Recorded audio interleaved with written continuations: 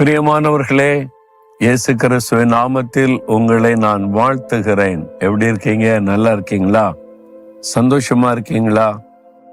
இல்ல உங்க சந்தோஷம் பாதிக்கப்பட்டிருக்குது, உங்களுடைய உள்ளத்துல ஒரு சலசலப்பு, கொஞ்சம் துக்கத்தோட சோர்வோடு இருக்கிறீங்கல்ல? ஏன் என்று சொன்னா, நான் கர்த்தருக்குள் எடுத்த தீர்மானத்துல நிலை நிற்க முடியல, ஜெபிக்கிறேன்னு ஜெபிக்க முடியல, பைபிள் வாசிக்கிறேன்னு வாசிக்க முடியல, ஒழுங்கா செய்யறதில்ல, அப்பப்ப விட்டு விட்டு செய்யறேன். ஆண்டவரோட நடக்கன்னு விருப்பம்தான், ஆனா உண்மையான இயேசுவோட நடக்காதபடிக்கு நிறைய சமயத்துல நான் சோர்ந்து போயிடுறேன். அப்படியெல்லாம் கலங்க நிக்கிறீங்களா? உங்களுக்கு ஒரு அற்புதமான வார்த்தையை இன்றைக்கு ஆண்டவர் கொடுக்க விரும்புகிறார். வேத புஸ்தகத்தில் 2 தீமோத்தேயு 2:13 நாம் உண்மை இல்லாதவர்களாய் இருந்தாலும் அவர் உண்மை உள்ளவராய் இருக்கிறார். என்னுடைய ஊழியத்தின் ஆரம்ப காலத்துல நான் இப்படி நிறைய தடுமாற்றங்கள், ஆவிக்குரிய வாழ்க்கையில செடியா போக முடியாம ஜெபத்துல தடுமாற்றம், விசுவாசத்துல தடுமாற்றம், தேவனோடு பண்ணின உடன்படிக்கையில தடுமாற்றம். அப்போ ஒரு முதிர்ந்த அனுபவம் ஒரு ஊழியக்காரர் என்னோடு பேசி கொண்டிருக்கும் போது இந்த வார்த்தை சொன்னார். நாம் உண்மை இல்லாதவளாய் இருந்தாலும் தேவன் உண்மையுள்ளவராய் இருக்கிறார் என்ற வார்த்தை சொன்னார். இந்த வார்த்தை என்னோடு பேச ஆரம்பித்தது. நான் அதை வைத்து ஜெபித்த போதுதான் ஆண்டவர் சொன்னார், என் மகனே, நான் உண்மை உள்ள தேவன், உன்னை அழைத்தவர், உனக்கு வாக்கு கொடுத்தவர், உனக்கு தீர்க்க தரிசன வார்த்தை வெளிப்படுத்தினவர், நான் உண்மை உள்ள தேவன். நீ சில சமயத்துல உண்மை தவறினாலும் சோர்ந்து போனாலும் நான் உண்மை இல்லாமல் நடக்க மாட்டேன். நீ உண்மை இல்லாதவனாய் இருந்தாலும் நான் உண்மை உள்ள தேவன். அதனால என் கிருபை உன்னை தாங்கும். இதெல்லாம் கண்டு சோர்ந்து போகாத.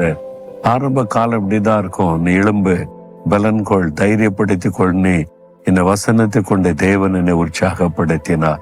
ஏன்னா நான் நினைத்தேன், நான் ஜெபிக்கிறதுக்கு வாக்கு கொடுத்தேன், ஜெபிக்க முடியலையே. ஆண்டவருடைய சமூகத்துல நான் கர்த்தருக்காக அதை செய்வேன், இதை செய்வேன்னு சொன்னேன், அதை செய்ய முடியலையே. நான் உண்மை இல்லாதவனா இருக்கிறேனேன்னு சொல்லி கலங்கின உண்டு. நிறைய காரியத்துல நான் உண்மை தவறி போனதுனால மன சோர்ந்து போன சமயம் உண்டு. அப்புறம் ஆண்டவர் சொன்னார், நீ உண்மை இல்லாதவனா இருந்தாலும் நான் உண்மையுள்ள தேவன். நான் உனக்கு வாக்கு கொடுத்தேன், உன்னை விட்டு விலக மாட்டேன், உன்னை கைவிட மாட்டேன், கடைசி வரை உன்னை நடத்துவன் நீ வாக்கு கொடுத்தேனே. நான் என் வாக்கு தத்தத்துல உண்மையுள்ள தேவன். அதனால நான் உன்னை விட்டு விலகவும் மாட்டேன், கைவிட மாட்டேன் என்பதாய்.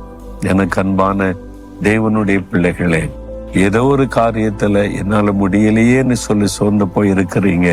நான் இதுல உண்மையா இல்லையே நீ கலங்கி போயிருக்கிறீங்க. ஆண்டவர் சொல்லார், என் மகனே, மகளே, சோர்ந்து போகாத.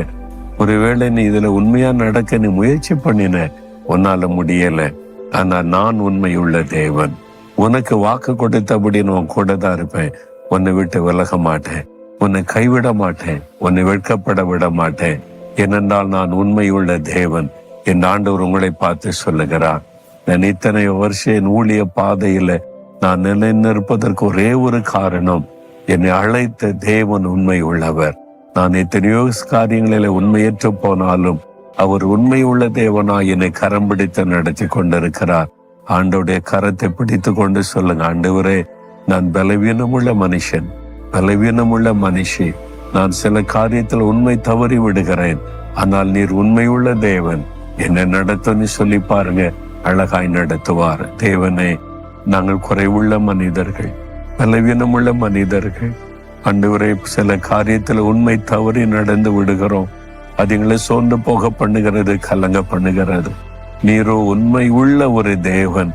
நாங்கள் உண்மை இல்லாதவளாய் இருந்தாலும் நீர் உண்மையுள்ளவராயிருந்து எங்க கூட இருந்து தாங்கி பலப்படுத்தி நடத்துகிறீர். அந்த அன்பிற்காக ஸ்தோத்திரம், ஸ்தோத்திரம். இயேசு கிறிஸ்துவின் நாமத்தில் ஜெபிக்கிறோம். ஆமேன், ஆமேன்.